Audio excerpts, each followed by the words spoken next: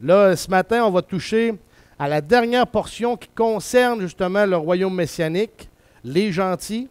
Mais après ça, on va ouvrir ce qui va se tramer, tu sais, la rébellion qu'il va y avoir à la fin du royaume, le grand trône blanc, qu'est-ce qui va se passer. Après ça, la nouvelle Jérusalem qui va descendre du ciel, et ainsi de suite. Ça, c'est les 3 derniers messages qui vont être concentrés sur ces aspects-là. Mais là, ce matin, on va regarder justement la dernière portion qu'on va toucher pour le royaume messianique.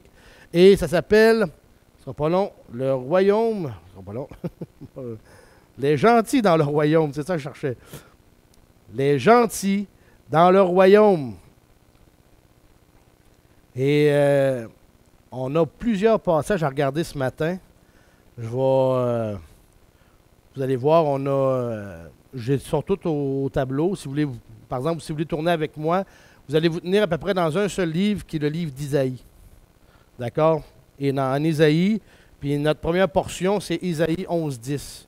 Mais après ça, vous allez voir, on va jouer c'est dans le livre d'Isaïe tout le long pratiquement, à part, je pense, une référence qui est dans Zacharie.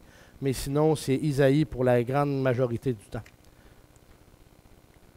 Justement, c'est ça. C'est Isaïe et l'autre, ça va être un peu plus tard, ça va être dans Zacharie.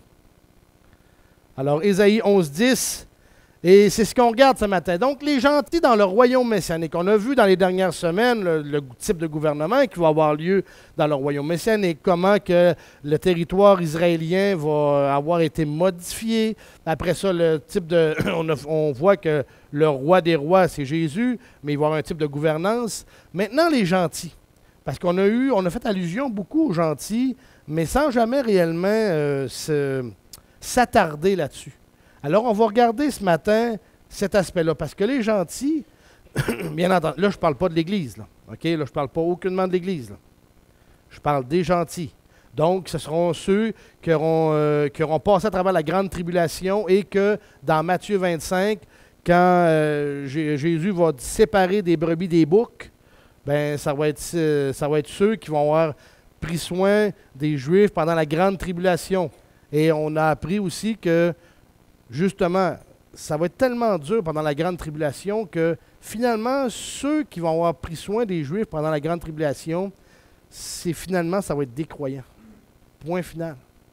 Mais ces croyants-là vont, Seigneur, par une grâce spéciale, parce que ça va être dur, ça va être réellement très, très difficile, vont passer à travers la grande tribulation et vont entrer dans le millénium sans même, on dit comme on dit, sans être tués. Parce que ça va être tellement épouvantable pendant la grande tribulation que même ceux qui vont se dire chrétiens, c'est carrément une mise à mort qui va avoir lieu. Ils n'auront pas beaucoup de temps à vivre parce qu'ils vont être persécutés à outrance. Alors, ce sont ces gens-là, les gentils, c'est ce groupe-là qui vont entrer dans le millénium, autrement dit, ceux qui auront pris soin des Juifs, qui vont réellement se trouver être des croyants. Et eux autres, qu'est-ce qui arrive? On a vu dans les dernières semaines que la première génération de gentils, ceux qui entrent dans le millénium, ça va être des croyants, mais les autres vont donner naissance à des enfants. Mais ce n'est pas garanti, ce n'est pas dit que ces enfants-là vont être croyants à leur tour.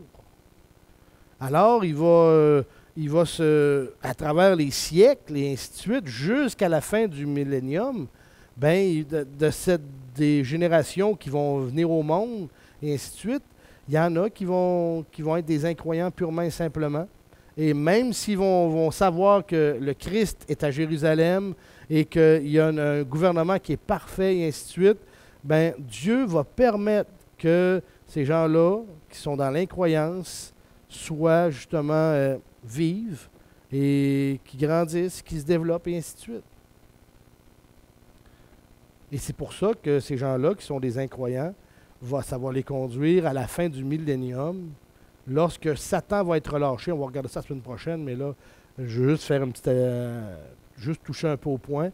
Ces incroyants-là, quand Satan va être relâché à la fin du millénium, Satan va arriver à refaire, pas un groupe, mais à réunifier une partie des nations pour se rebeller contre le Messie.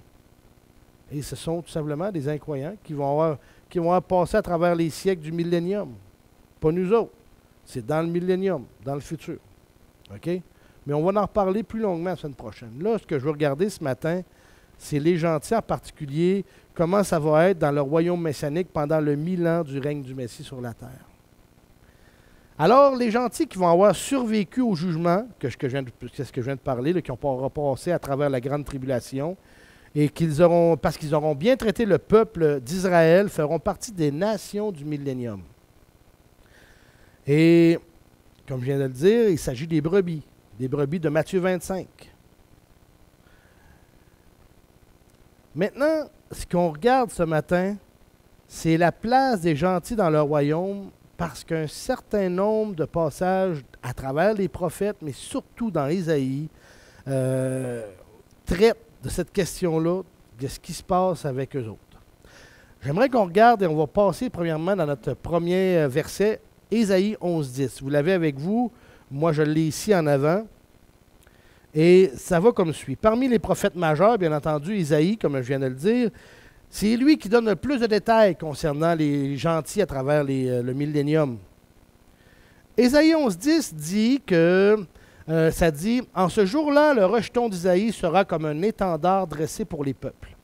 Les nations se tourneront vers lui et sa demeure sera glorieuse. » Autrement dit, le Messie va être le centre d'attraction des gentils à travers le millénium. Ça va être réellement Jésus qui va être le point de ralliement, le point central. Les gentils, les nations, même Israël bien entendu, mais les gentils vont être attirés vers Christ. Ils vont vouloir savoir plus de Christ, ils vont vouloir aller le voir. Aller le voir. Alors, c'est la première des choses qu'on peut voir au niveau des gentils, que Christ est le centre d'attraction. Deuxième référence dans Ésaïe 14. Deuxième référence. Étant donné que le Messie va être le centre d'attraction, dans Ésaïe 14.2, Ésaïe nous donne un élément plus détaillé concernant un autre aspect que les gentils auront par rapport à justement dû au fait que le Messie va être le centre d'attraction. Ça dit dans Ésaïe 14, 1 et 2, « Car l'Éternel aura compassion de Jacob, il choisira encore Israël. Il les établira dans leur terre. Les étrangers se joindront à eux, s'attacheront à la maison de Jacob. Les peuples les prendront, les ramèneront dans leur pays, et la maison d'Israël les possédera. » Oh! Il vient de dire que la maison d'Israël va posséder les gentils sur la terre de l'Éternel, comme serviteurs et comme servantes. Ils mèneront captifs ceux qui les menaient captifs, ils domineront sur leurs exacteurs, et ainsi de suite. Les gentils vont être la possession et les serviteurs du peuple d'Israël. Ils vont être à leur service.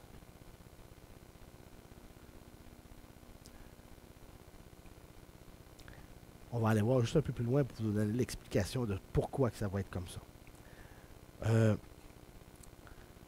Dans Ésaïe 42, 1. OK? Après ça, je vais revenir à Ésaïe 14 pour faire un tour. Ésaïe 42, 1. Moi aussi, je vais tourner.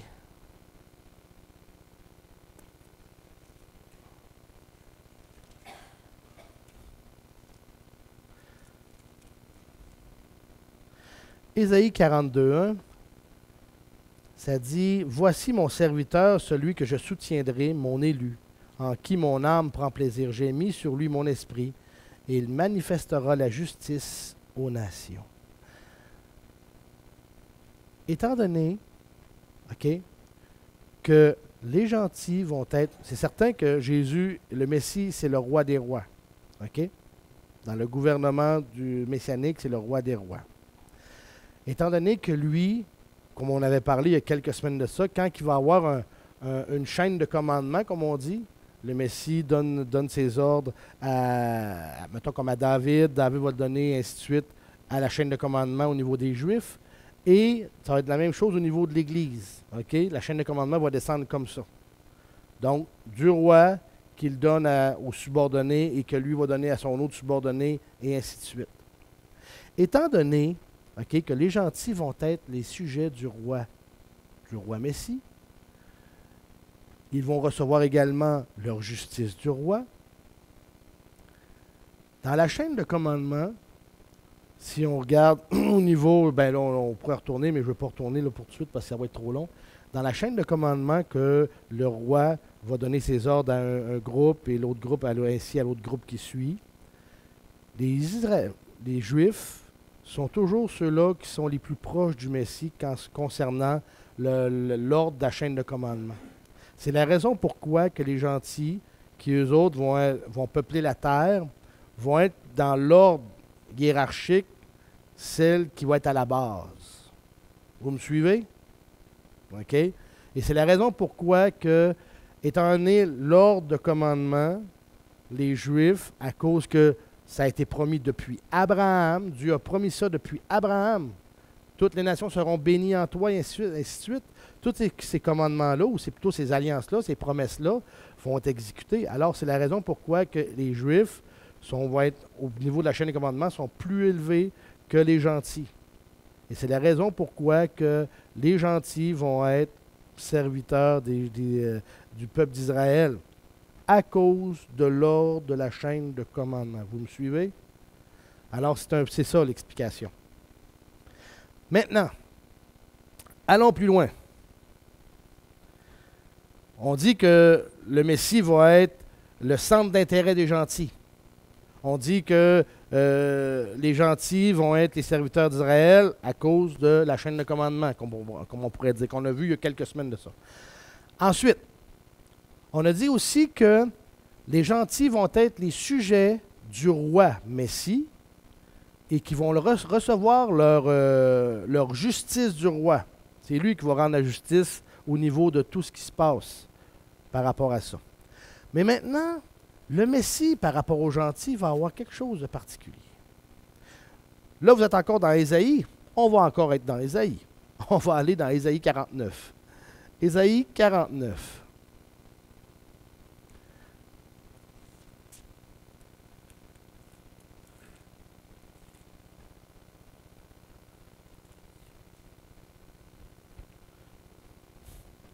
Ésaïe 49, versets 5 à 7. Ça dit ceci. Et maintenant, l'Éternel parle, lui qui m'a formé dès ma naissance, pour être son serviteur, pour ramener à lui Jacob. Or Israël ne se rassemble point, mais je suis honoré aux yeux de l'Éternel et mon Dieu a été ma force. Il a dit, c'est peu que tu sois mon serviteur pour relever les tribus de Jacob et pour ramener les restes d'Israël, pour faire de toi la lumière des nations, pour que mon salut parvienne jusqu'au bout de la terre. Ainsi dit l'Éternel, le Rédempteur, le Saint d'Israël, à celui qui est méprisé des hommes, détesté du peuple, à l'esclave des dominateurs, les rois le verront et se lèveront. Les princes se prosterneront devant lui. On voit là, qu'il parle de Christ, là, il parle par rapport à ça. Là. À cause de l'Éternel qui est fidèle et du Saint d'Israël qui t'a élu. Amen. Pendant cette période, le millénium, pour les gentils, OK, le Messie deviendra leur lumière. Purement et simplement. Parce que il dit au verset 5, OK, il dit, et maintenant l'Éternel parle, lui qui m'a formé dès ma naissance pour être son serviteur, là il parle de Christ, pour ramener à lui Jacob. Qui pouvait ramener Israël ou Jacob à Dieu? C'est le Messie. C'est le Messie. Or, Israël ne se rassemble point. Mais je suis honoré aux yeux de l'Éternel et mon Dieu a été ma force. Il m'a dit, c'est peu que tu sois mon serviteur pour relever les tribus de Jacob. Et il parle encore de Christ. OK? Et pour ramener les restes d'Israël, je fais de toi la lumière des nations. Parce qu'encore une fois, autant qu'au niveau du salut, qui a été la lumière des nations pour emmener les gens à Dieu? Ça a été Christ. Les gens devaient recevoir Christ comme Seigneur et Sauveur, et encore aujourd'hui, c'est ça. Mais la même chose au niveau du temps du millénium, ça va être que pendant que Christ va régner en roi et maître, OK? Les gens qui vont venir au monde, les gentils qui vont venir au monde, s'ils veulent avoir la vie éternelle, ça va être de croire dans le Messie qui est là. Là, il va régner. Mais ça va être carrément de croire pareil dans le Messie qui est là. Le salut va toujours, même dans le millénium. C'est pas parce qu'on va venir au monde qu'on va être automatiquement sauvé dans le millénium. Pour les gentils, c'est la même chose. Et pour être sauvé dans le millénium, ça va être la même chose. Ça va être de reconnaître Christ comme étant maintenant le souverain. Puis il y en a qui ne le reconnaîtront pas. Alors pour les nations, même dans le millénium, ça va être encore Christ qui va devoir être celui par qui les nations croient ou reçoivent son autorité. Vous comprenez l'idée? Oui.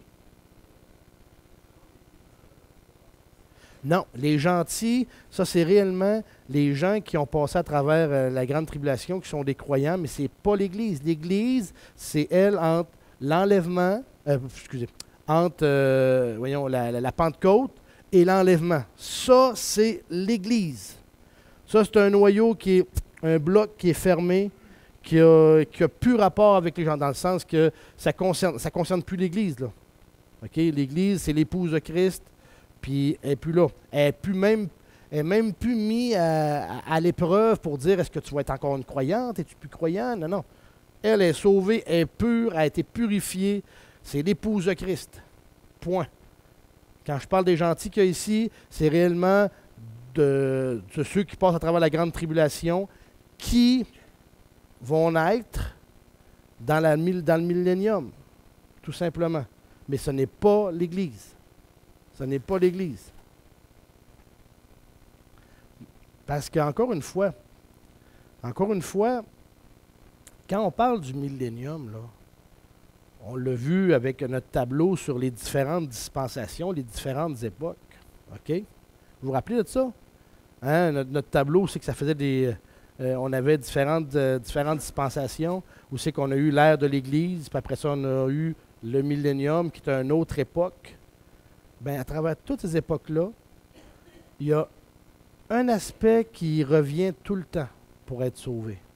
La foi. La foi. Et même dans le millénium, il y a une épreuve aussi. Il y a un test. La foi. Vas-tu accepter Jésus comme étant maintenant le souverain ou non? Ça va être encore un même type d'épreuve pour les nations. Et les nations vont devoir passer l'épreuve. Comme nous, aujourd'hui, on passe l'épreuve du salut. Vous savez, on est peu nombreux. On regarde les gens autour de nous, beaucoup blasphèment, beaucoup veulent rien savoir de Christ, beaucoup ainsi de suite. On a beau leur témoigner, ils sont fermés à l'idée, et quoi que ce soit d'autre, on est peu nombreux. Et des fois, les gens nous disent tout le temps, « Ah, s'il se présenterait devant moi, là, je croirais. » Voyons donc.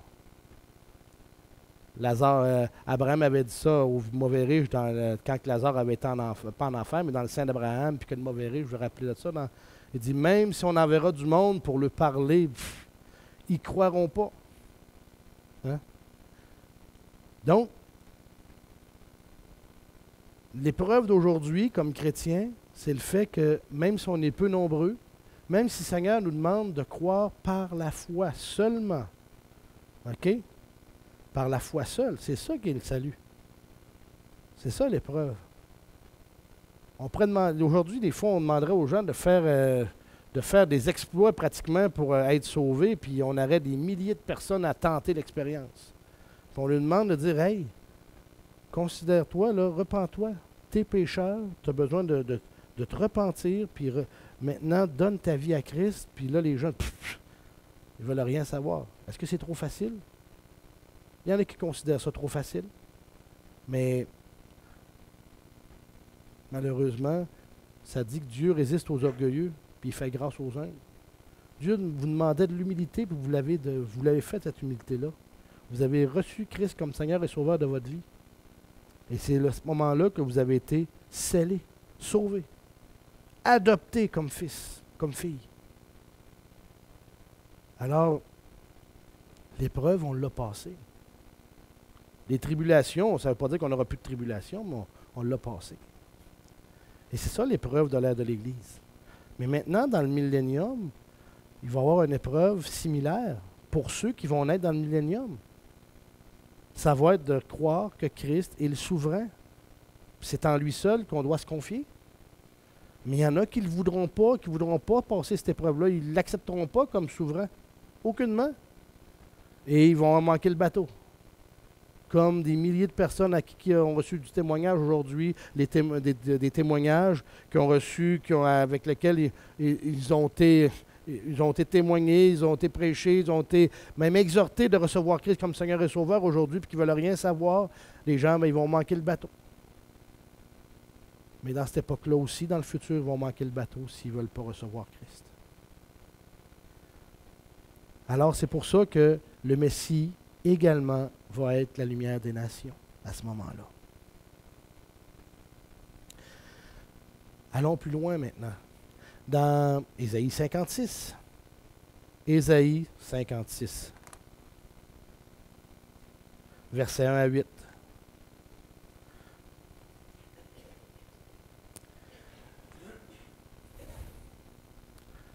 Alors, au moment de la restauration finale d'Israël, le Messie sera manifesté au sens le plus complet comme la lumière des gentils. Et tous les rois des gentils lui rendront un culte. Isaïe 56, 1, 8 revient sur cet aspect-là. Ça dit « Ainsi a dit l'Éternel. Observez ce qui est droit et pratiquez ce qui est juste, car mon salut est près de venir et ma justice d'être manifestée. Heureux l'homme qui fait ces choses et le fils des hommes qui s'y attarde, gardant le sabbat pour ne pas le profaner, gardant ses mains pour ne faire aucun mal, et que le fils de l'étranger qui s'attache à l'Éternel ne dise pas « L'Éternel me sépare de son peuple », que l'eunuque ne dise pas « Voici, je suis un arbre sec ». Car ainsi a dit l'Éternel pour les eunuques qui garderont mes sabbats, qui choisiront de ce qui m'est agréable et s'attacheront à mon alliance. Je leur donnerai une place dans ma maison et dans mes murs, et un nom meilleur que celui de fils et de filles. Et je leur donnerai un nom éternel qui ne sera point retranché. Et les enfants d'étrangers qui se seront joints à l'Éternel pour le servir, pour aimer le nom de l'Éternel et pour être ses serviteurs, tous ceux qui garderont le sabbat pour ne pas le profaner, qui s'attacheront à mon alliance. Je les amènerai sur ma montagne sainte, je les réjouirai dans ma maison de prière. Leurs holocaustes et leurs sacrifices seront agréés sur mon autel, car ma maison sera appelée une maison de prière pour tous les peuples. Le Seigneur l'Éternel a dit, lui qui rassemble les dispersés d'Israël, j'en rassemblerai encore auprès de lui, outre les siens déjà rassemblés. Ce qu'il y a de spécial à réaliser, là, on a encore le fait que le Messie va être la lumière des nations. Là, on voit ici dans la lecture, dit que bon, même ceux-là qui seront étrangers puis qui garderont les sabbats. Ici, il faut voir deux choses. Il ne faut pas oublier qu'ici, Isaïe parle également de l'époque où c'est que c'est la loi mosaïque qui est en place. OK? Et celui qui voulait être sauvé à l'époque devait devenir un prosélyte juif. Autrement dit, devait se convertir au judaïsme et pratiquer ce que l'Éternel avait donné à Moïse à ce moment-là, à l'époque de Moïse. OK? Mais en même temps, ici, Isaïe parle du futur. Aussi que les nations vont s'approcher de l'Éternel, vont s'approcher du Messie, bien entendu. Et on a appris il y a quelques semaines qu'il y a des choses qui vont être établies dans le millénium concernant justement un nouveau temple. Il va y avoir des sacrifices, il va y avoir, comprenez-vous, il va y avoir plein de choses qui ressemblaient à l'époque de Moïse, mais qui vont encore être en fonction à ce moment-là dans le millénium. Et les gentils vont s'attarder à ces choses-là à ce moment-là également. Parce que ça va être dans le temps du millénium. C'est plus comme aujourd'hui. Ça va être dans une autre manière de pratiquer dans le futur. D'accord? Continuons. Au moment de l'établissement du royaume, il se pourrait que les gentils se sentent même exclus du service, du culte, du temple, vu le rôle que la nation d'Israël va prendre, le rôle majeur, elle va être en avant-plan beaucoup, OK, à ce niveau-là. Mais ça ne sera pas le cas. Parce que dans le ministère, OK, du temple, ça va être aussi accessible aux gentils qui vont avoir de bons rapports avec le roi. Autrement dit, ceux qui vont mettre leur confiance dans le roi, qui est le Messie. Ils ne seront pas exclus aucunement par rapport à ça. Et justement, on va regarder qu'est-ce qu'il y en est par rapport à ça, qu'il va y avoir des gentils comme prêtres dans le temple du millénium, à ce moment-là. Ésaïe 66. Ésaïe 66.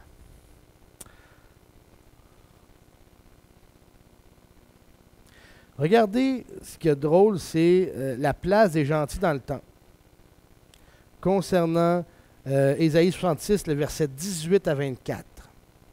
Ça dit, verset 18, « Mais pour moi, qui vois leurs œuvres et leurs pensées, le temps est venu de rassembler toutes les nations et toutes les langues.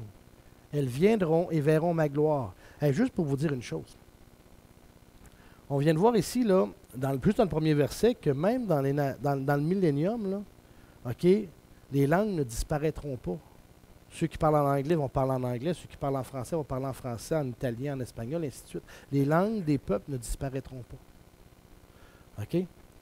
Elles viendront et verront ma gloire. Ça dit ça. Verset 19. « Je mettrai un signe en elles, et j'enverrai leur réchappé vers les nations, à Tarsis, à Poul et à Loud, qui tirent de l'arc, à Tubal et à Javan, aux îles éloignées qui n'ont jamais entendu parler de moi et qui n'ont point vu ma gloire. Ils publieront ma gloire parmi les nations.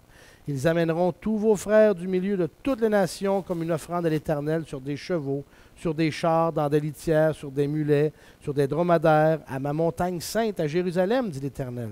Comme les enfants d'Israël apportent l'offrande dans un vase pur à la maison d'Éternel. » Et regardez ce qui est dit. « Et parmi eux aussi j'en prendrai pour être sacrificateurs et lévites, dit l'Éternel. » Il parlait des gentils, là.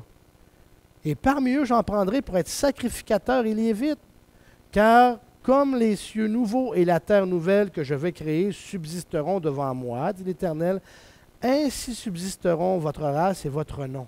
Et de mois en mois et de sabbat en sabbat, toute chair viendra se prosterner devant moi, dit l'Éternel, toute chair. » Ce n'est pas juste le peuple d'Israël, là.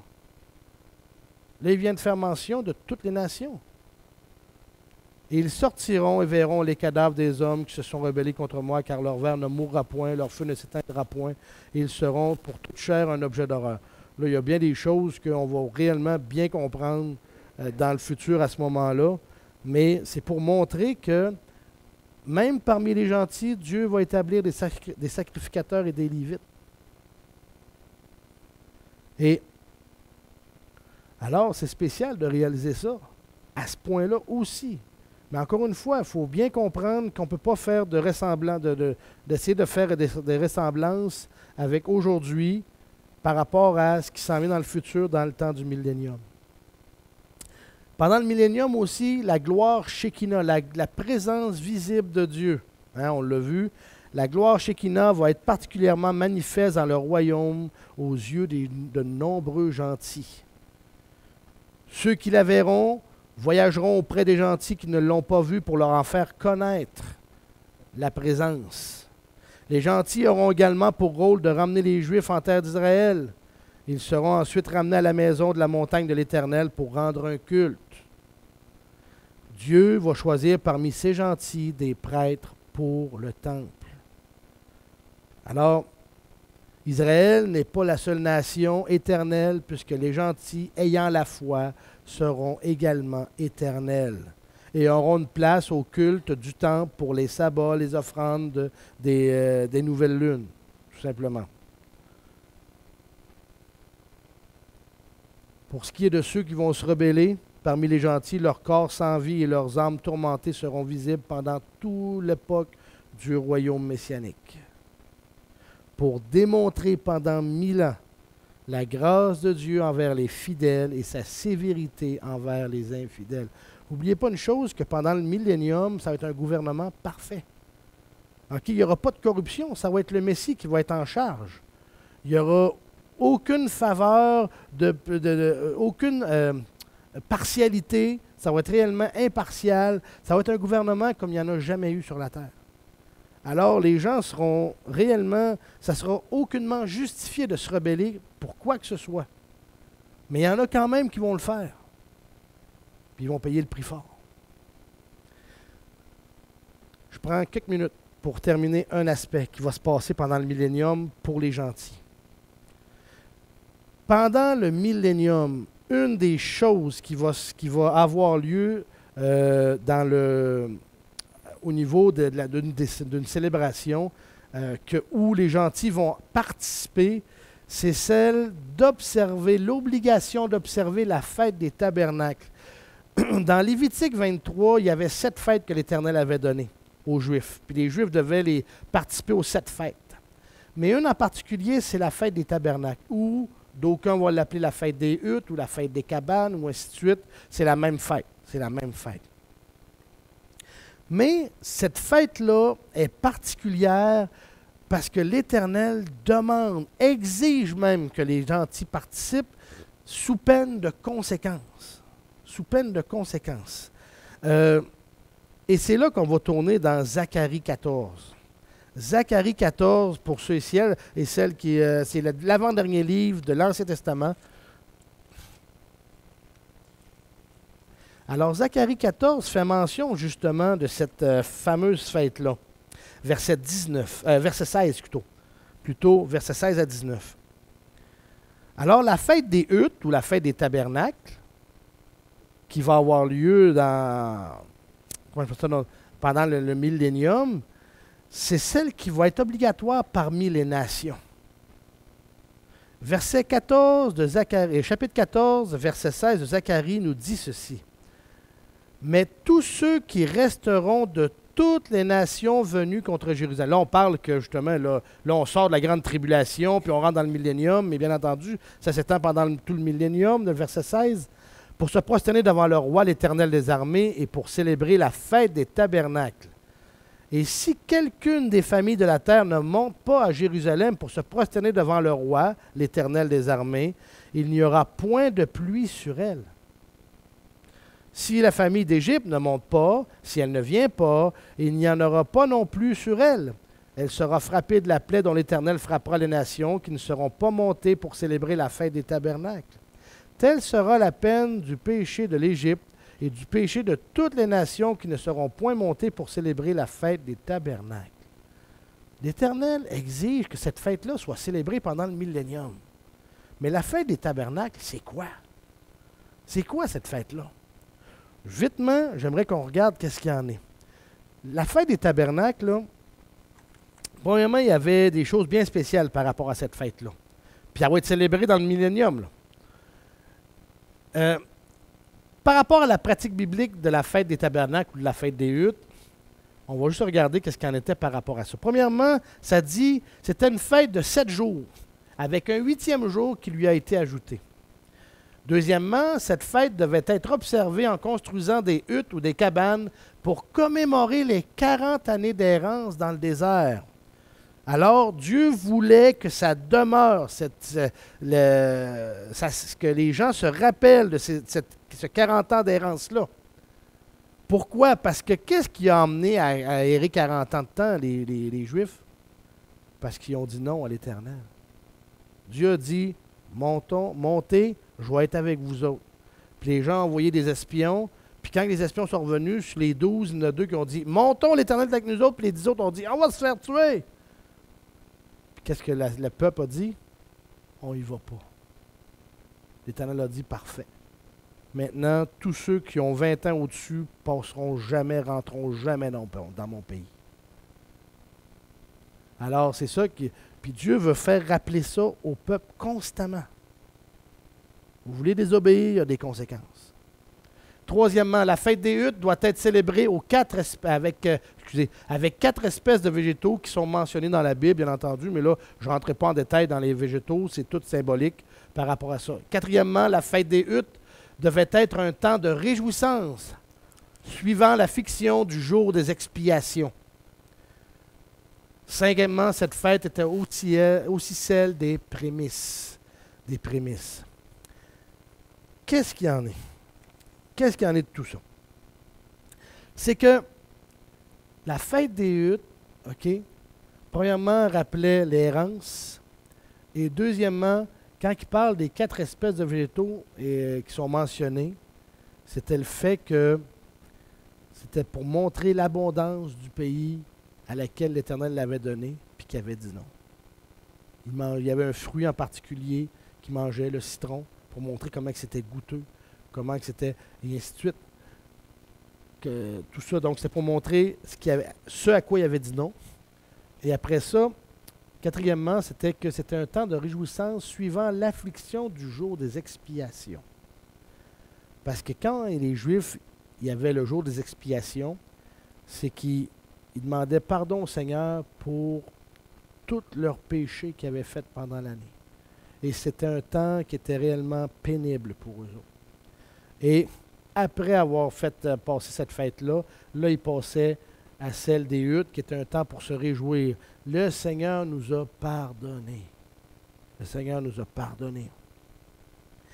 Pendant la cérémonie, OK, à l'époque du temps des Juifs, il y avait 2 choses qui se passaient pendant la cérémonie de la fête des huttes. Premièrement, il y avait une grosse cérémonie du fait que les prêtres descendaient avec des cruches, ils allaient chercher de l'eau dans la piscine de Siloé et remontaient les cruches au temple. OK? Et ils déversaient l'eau. Et quand ils déversaient l'eau, les rabbins disaient que l'eau qui était déversée était un symbole du déversement du Saint-Esprit sur Israël à la fin des temps. OK? C'était ça qui était enseigné. Alors les prophètes prédisaient qu'un jour, le Saint-Esprit sanctifierait toute la nation d'Israël. Savez-vous quoi? Jésus a aussi célébré cette fête-là, la fête des huttes. Hein? Savez-vous qu'est-ce qu'il a dit lors de cette cérémonie-là, du fait d'aller prendre des cruches d'eau et d'aller déverser l'eau dans le temple, ainsi de suite? Dans Jean 7, Jésus dit à ce moment-là, au moment où c'est la célébration des fêtes-là, c'est là qu'il dit « Si quelqu'un a soif, qu'il vienne à moi et qu'il boive. Celui qui croit en moi, des fleuves d'eau vive couleront de son sein, comme dit l'Écriture. » Voyez-vous que c'est là qu'on voit que Christ a utilisé la fête pour expliquer justement que le déversement de l'Esprit Saint, ça allait commencer avec lui. Et ça, c'était spécial de voir ça, comment Jésus a justement ressorti l'élément principal de cette fête-là. Une autre chose qu'il y avait comme élément clé dans la fête que les Juifs célébraient à l'époque, au niveau de la fête des huttes, c'était qu'il y avait dans le temple, à un moment donné, 2 grands bougeoirs, 2 grands chandeliers, qui étaient immenses. Pour moi, il y avait 20 pieds de haut, au-dessus. Puis il y avait un gros bassin qui remplissait d'huile sur le dessus. Et quand le moment était venu, il montait et il allumait ces 2 gros lampadaires, comme on pourrait dire. Et quand les lampadaires, l'huile brûlait, ça faisait tellement de clarté qui était forte que finalement, qu'est-ce qui arrivait? Ça éclairait toute la ville au grand complet. Il n'y avait pas une maison qui ne recevait pas de clarté. Et Jésus, à ce moment-là, avait aussi pris cet élément-là pour déclarer lui-même à un moment donné, quand cette cérémonie-là arrivait. Il dit dans Jean 8, quand les bougies ont allumé, Jésus a dit « Je suis la lumière du monde ». Il a utilisé cette déclaration-là au moment où cette fête-là était célébrée et au moment où cet événement-là clé a été appliqué. Il voulait faire comprendre à ses disciples que oui, on explique qu'est-ce qu'il y en est et qu'est-ce que ça représentait, les bougies qui étaient allumées, ça représentait la gloire Shekinah qui un jour allait éclairer tout Israël dans le futur. C'était encore une image. Et Jésus a expliqué, quand il déclarait ça, « Je suis la lumière du monde ». Alors cette fête-là va être célébrée dans le millénium. Elle va être célébrée et toutes les nations vont être obligées d'envoyer une délégation à Jérusalem pour célébrer la fête. Parce que ça va être un temps de réjouissance, Un temps de réjouissance qui va rappeler qu'on a terminé la grande tribulation et maintenant c'est un temps de repos. Et quand les Juifs célébraient la fête des Huttes à l'époque, il y avait un aspect pourquoi ils célébraient la fête des Huttes, c'est celle-ci. Bien avant le millénium, bien avant nous autres.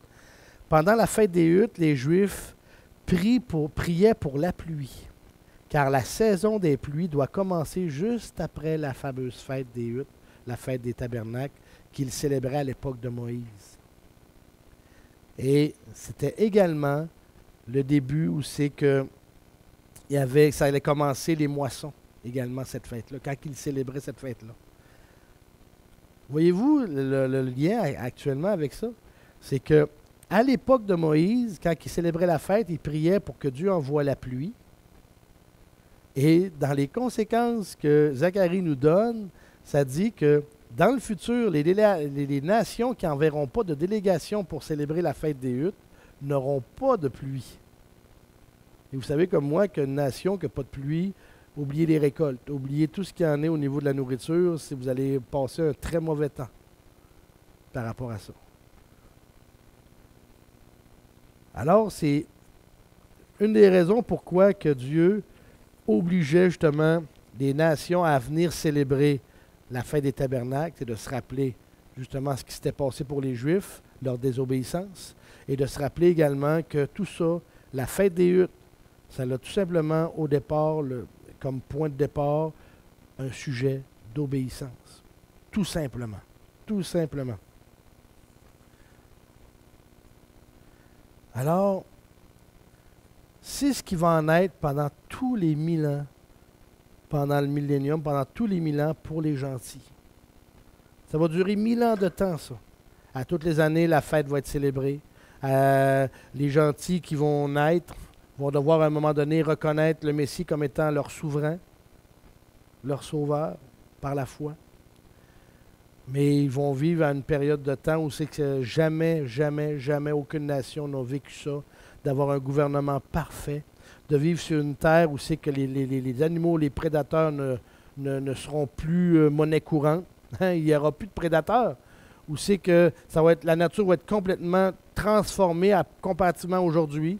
Où c'est que ceux qui vont croire vont déjà recevoir la vie éternelle pendant leur croyance. Et ceux qui ne croiront pas auront jusqu'à 100 ans. Parce que dans Isaïe, dans un autre passage, je ne tournerai pas, le temps avance, il dit que ceux qui meurent à 100 ans vont mourir jeunes. Alors, ceux qui vont mourir dans le millénium, c'est ceux qui vont avoir été rebelles, qui ne voudront pas reconnaître Jésus comme étant le Messie, comme étant leur souverain. Mais sinon, ceux qui vont croire vont tout de suite entrer ils vont tout de suite connaître leur vie éternelle. Autrement dit, s'ils croient en l'an 1, ben, ils vont se rendre jusqu'à l'année 1000 du millénium et ils vont passer tout ça en étant en vie, sans jamais mourir. Sans jamais mourir. Alors, il y a beaucoup de choses. On va voir des choses dans le millénium. C'est certain qu'on ne pourrait pas tout expliquer aujourd'hui. Il y a des choses qui nous dépassent. Il y a des choses qui me semblent, dans notre compréhension, c'est loin ou que c'est peut-être un peu flou. Mais quand même, juste pour vous dire que ça va être une époque fabuleuse. Puis une époque fabuleuse où chacun va avoir sa place. Alors, c'est vrai, là, c'est tout ce matin concernant le millénium. On va terminer dans les prochaines semaines. Il reste 3 messages. Puis là, on va se concentrer sur ce qui se passe après ça, après le millénium. Prions. Père éternel, on est devant toi ce matin. Je prie que tu puisses mettre ta main sur chacun d'entre nous, Seigneur. Aide-nous à bien comprendre ta parole, à bien la saisir, mais surtout, Père éternel, à nous faire voir, même si on ne la saisit pas complètement et amplement, que dans toutes ces choses, Seigneur, il n'y a rien qui est laissé pour compte, il n'y a rien que tu mets qui est laissé au hasard comme ça. Et je te prie que tu puisses diriger nos cœurs. Et en toutes choses, au nom de ton Fils Jésus, qu'on te le demande. Amen.